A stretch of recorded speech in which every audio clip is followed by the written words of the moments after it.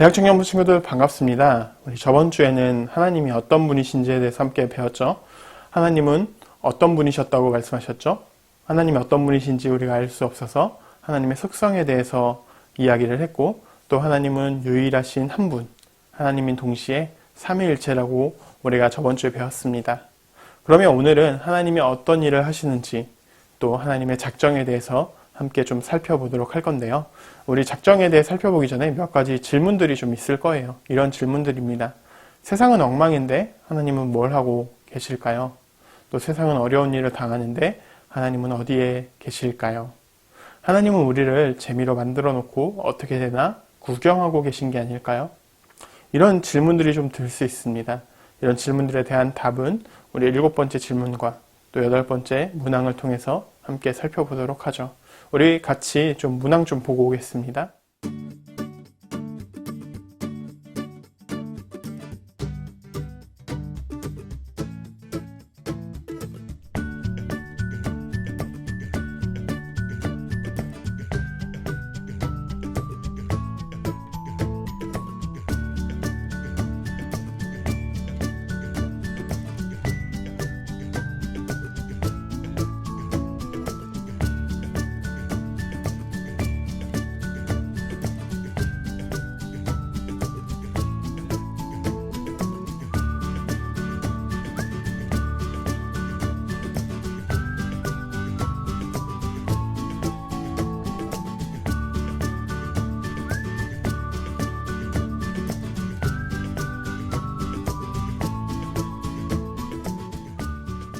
네, 문항 좀 보고 오셨죠? 네, 작정은 하나님의 영원한 목적입니다. 작정, 목적, 이런 단어들이 좀 어려울 수 있는데요. 작정이라는 뜻은 어떤 일을 하기로 결정하거나 그러한 결정을 의미합니다. 그런데 우리가 작정을 알아보기 전에 목적과 계획을 좀 나누어 살펴봐야 될 것 같아요. 우리는 목적과 계획을 거의 비슷하게 보는데 사실 목적과 계획은 별개의 문제입니다. 일반적으로 계획을 세우는 이유는 뭘까요? 목적을 위해서라고 할 수 있죠. 그래서 계획이 먼저 나와야 그 다음에 목적이 나올 수 있는 겁니다. 때로는 우리가 계획을 잘 세우더라도 목적을 이루지 못하는 경우들이 있을 텐데요. 예를 들어서 우리가 공부를 해서 시험을 잘 보겠다라는 계획을 세웠지만 우리가 목적, 원하는 점수를 얻지 못하는 경우들이 있을 수 있고요. 또 프로젝트를 잘 계획을 짰지만 프로젝트가 우리가 원하는 대로 흘러가지 않을 때도 있을 겁니다. 그래서 목적과 계획은 분명히 달라요. 근데 하나님은 목적과 계획이 같습니다. 왜냐하면 하나님이 계획을 하시면 그 계획은 변하지 않고 목적까지 이루어지기 때문이죠. 그래서 우리가 혼동이 되었던 겁니다. 분명한 건 우리 입장에선 목적과 계획이 다르다. 하나님의 입장에선 목적과 계획이 같다라는 사실을 좀 우리가 알고 갔으면 좋겠어요. 하나님께서 작정하신 것, 다시 말해서 하나님이 일을 결정하시면 삼위 하나님이 모여서 의논을 하게 됩니다. 그런데 이것도 우리가 생각한 것과 차원이 달라요. 우리가 회의를 하고 의논하는 이유는 뭘까요? 우리의 부족함을 채우고 보완하기 위해서죠. 그래서 회의하면서 아이디어를 공유하기도 하고 또 조별 모임하면서 서로의 강점들을 가지고 더 완벽하게 프로젝트를 만들려고 할 겁니다. 그런데 하나님은 이미 그럴 필요가 없어요. 왜냐하면 하나님은 이미 그 자체로도 완전하기 때문입니다. 그런데 이 능력이 우리가 가지고 있지 않잖아요. 우리는 완벽하지 않기 때문에 이해하기 어려운 거예요. 그런데 하나님께서 이 작정에서 명확하게 주신 것도 있습니다. 그건 뭐냐면 목적과 범위, 또 대상을 명확하게 주셨다는 거예요.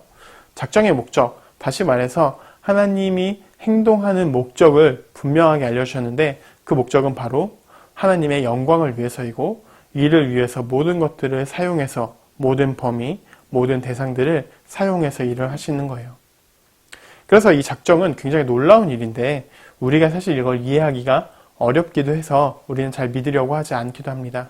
왜냐하면 우리의 입장에서 이해되지 않는 게 너무 많거든요. 그러나 이건 내 생각이기 때문에 이해가 안 되는 거예요. 성경은 모든 일이 다 하나님께 달려있다고 이야기를 하지만 내 입장에서는 내가 어려운 일을 당하거나 힘든 일을 당하면 이것이 과연 하나님의 뜻일까라는 고민들이 들기 때문이죠. 그러나 하나님의 작정에서는 벗어난 일이 하나도 없습니다. 그렇기 때문에 우연도 없는 거죠. 물론 이 안에서 과학의 발전이나 우리의 구원 같은 좋은 것들도 있겠지만 가난, 질병, 슬픔이라는 것도 다 포함되어 있다고 볼 수 있어요. 우리의 모든 삶, 지구의 모든 게 다 하나님의 작정 안에 들어있다고 볼 수 있는 거죠. 다시 말해서 하나님의 계획 안에 들어있습니다. 여기서 우리가 한 가지 단어를 또 정리하고 갈 건데요. 바로 뜻과 계획입니다. 하나님의 뜻, 하나님의 계획 이런 얘기를 많이 들어보셨을 거예요. 어떤 계획을 세우면 우리는 원하는 것들만 그 계획 안에 할 수 있을까요?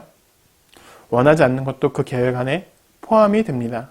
예를 들어서 우리가 건물을 새로 짓는다 라고 가정을 해봅시다. 그러면 기존에 있는 건물이 있었다면 이 건물을 부수고 건물을 지어야겠죠. 그 건물 위에 또 건물을 올릴 수는 없으니까요. 내가 원하는 뜻은 건물을 세우는 것이지만 건물을 부수는 것이 계획 안에 들어가야 합니다. 그래서 계획과 뜻은 달라요. 뜻은 내가 원하는 것들, 계획은 내가 원하지 않는 것들도 들어간다는 거예요. 성경에서는 알곡과 가라지 비유에 대해서 나오는데요. 농부가 밭에 씨를 뿌렸는데 밭에 누군가 가라지를 뿌렸습니다. 그러나 가라지를 뽑지 않기로 합니다. 가라지가 있는 것은 농부의 뜻은 아니겠죠. 그러나 가라지를 두기로 한 건 농부의 계획입니다. 알곡이 혹시 다치지 않을까 해서 가라지를 그냥 두었던 거죠. 하나님은 단순히 어쩔 수 없이 허용하는 게 아니라 선한 계획대로 의도된 것으로 그렇게 허용하시고 또 그 뜻을 이루어 가시는 겁니다. 이 부분을 우리가 좀 잘못 해석하게 된다면 우리가 하나님의 말만 듣는 로봇가 되거나 또 하나님은 우리의 삶에 관심이 없는 이원론적 하나님, 나와 전혀 관심이 없는 하나님이 될 거예요. 이 부분을 좀 더 다루기 위해선 뒤에 창조와 섭리 부분을 좀 더 다루어야 이 작정이 좀 더 명확하게 나타날 텐데요. 왜냐하면 하나님께서 작정을 실행하실 때 창조와 섭리로 나누어서 실행하셨기 때문입니다. 그래서 이후에 창조와 섭리를 들어보시면 작정을 좀 더 쉽게 이해하실 수 있게 될 겁니다. 하나님은 인간을 향해 작정을 하셨어요. 하나님의 뜻이 어디에 있는지 우리는 의문을 품을 때도 있겠죠. 그러나 우리가 저번 주에 살펴보았던 하나님을 살펴보았을 때 무한하시고 영원하시고 불변하신 하나님, 또 실수가 없으신 하나님을 우리가 믿고 또 그렇게 나아갈 때 하나님께서 우리에게 작정하신 일을 하나하나 행하실 때 하나님의 가장 선하신 방향대로 행하실 것이라는 사실, 우리가 이 사실을 깨달았으면 좋겠습니다.